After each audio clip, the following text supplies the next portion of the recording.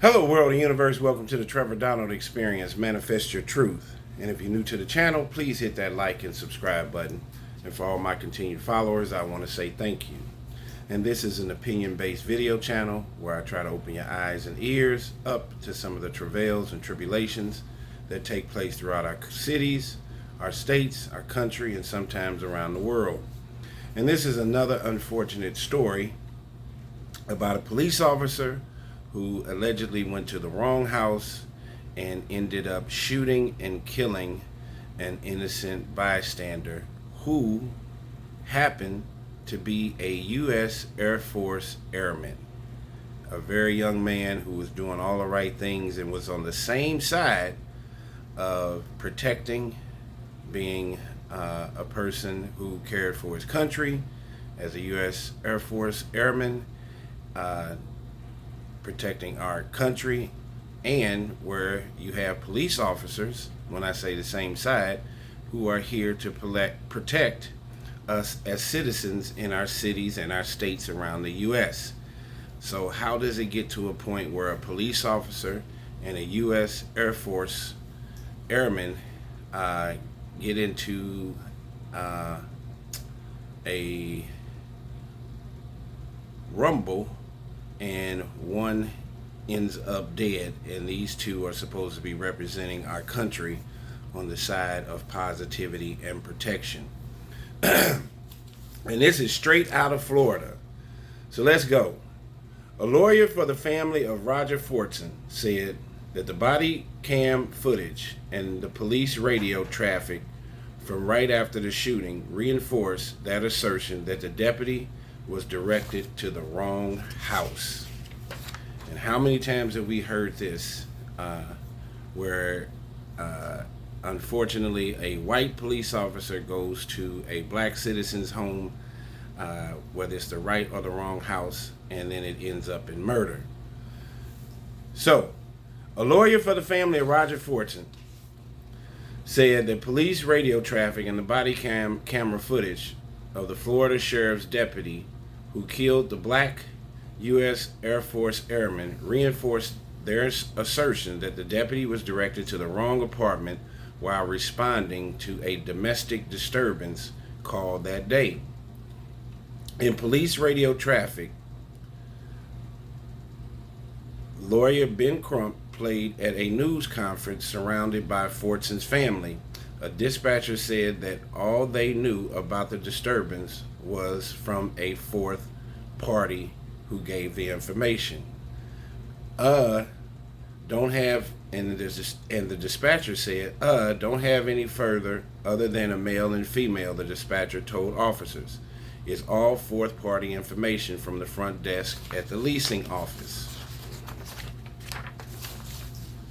Crump, attorney Benjamin Crump, also highlighted two portions of the body cam video in which the deputy asked the woman leading him around the complex which door. The woman responded, I'm not sure. Seconds later, the woman told the officer that she heard a disturbance 2 weeks ago, but she wasn't sure where it came from. Fortson, who was 23 years old, just the beginning of his life, was shot May 3rd by an Okaloosa County Sheriff's deputy in the doorway of his apartment. Sheriff's officials say the deputy acted in self-defense while responding to a call of a disturbance in progress at the apartment complex. Attorney Crump and Fortson's family contend that the deputy went to the wrong apartment and the shooting was unjustified.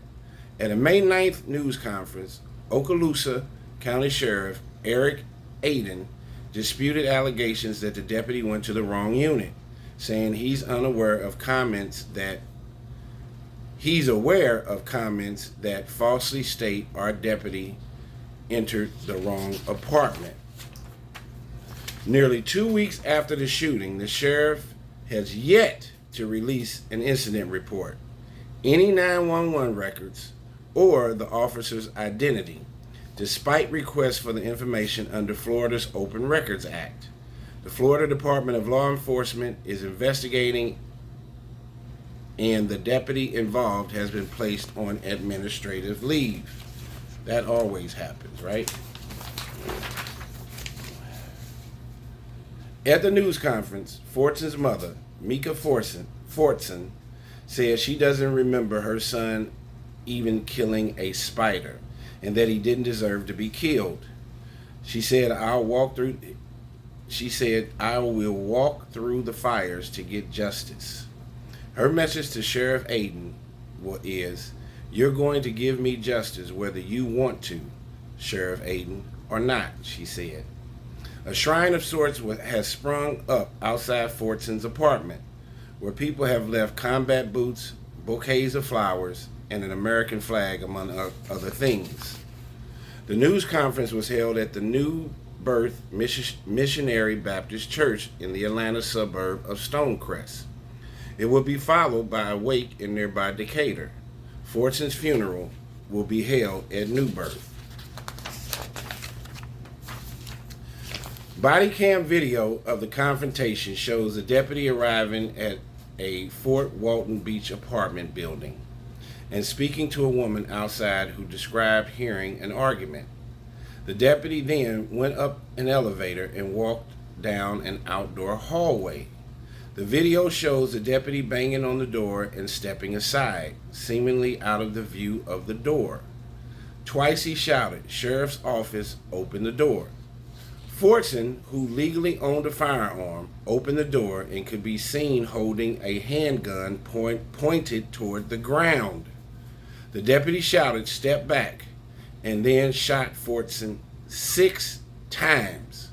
Only afterward did he shout, "Drop the gun, drop the gun." After he shot him 6 times, this 23-year-old Airforce Airman. The deputy then called paramedics on his radio. The case is among many around the country in which black people have been shot in their homes by law enforcement personnel. Attorney Crump said earlier that Fortson was talking to his girlfriend on FaceTime and that he grabbed his gun because he heard someone outside his apartment. He said the deputy burst into the apartment, citing the account of the girlfriend whose name hasn't been released. In a clip from the FaceTime video captured by Fortson's cell phone, the airman can be heard groaning and saying, "I can't breathe." We've heard that before. I can't breathe. A deputy can be heard yelling back at him, "Stop moving." How could you stop moving after you shot me 6 times? The phone is pointed at the ceiling and does not show what is going on in the apartment. Fortson, who was a senior airman, was stationed at Hurlburt Field near Fort Walton Beach, Florida. He was a gunner aboard the AC-130J and earned an Air Medal with combat device, which is typically awarded after 20 flights in a combat zone or for conspicuous valor or achievement on a single mission. Fortson was assigned to the 4th Special Operations Squadron as a special missions aviator, where one of his roles was to lead the gunman's 30 mm and 105 mm cannons. His family has said he doted on his 10-year-old sister and was determined to provide a better life for her and his mother, hopefully eventually buying her a house. What an incredible story. And now he's not going to get an opportunity to buy his mother and his sister a house after this police officer allegedly went to the wrong apartment complex. We have all of these states that are open carry. You can carry guns, you can have them in your homes, you can have them in your car, which is making and putting a heavy burden on our policing throughout our cities. Because every time a police officer makes a traffic stop or goes to a domestic violence situation, they have to have the assumption and presumption that there are probably weapons in the vicinity, either of a traffic stop in somebody's car. That's where they want you to roll your windows down, especially if you have tinted windows, and most definitely at approaching someone's home.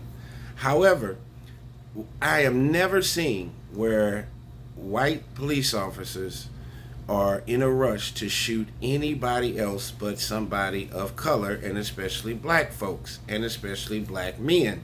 But there's been several stories where they've even gone to homes, the wrong house, and shot black women.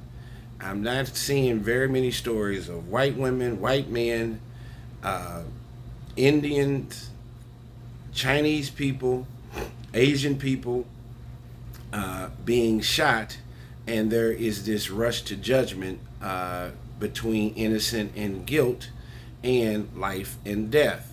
There is there are one story, or there is one story after another, where we're seeing where white male police officers are making an egregious and rush to judgment behavior based on a person's gender and the color of their skin.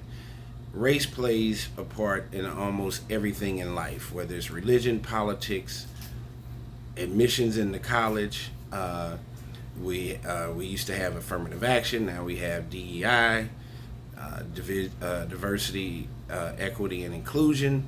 Race play is always at the forefront in our American architecture.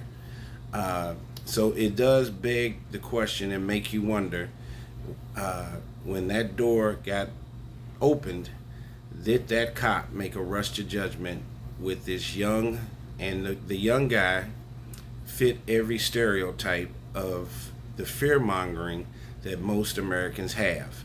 Young, black, with a gun.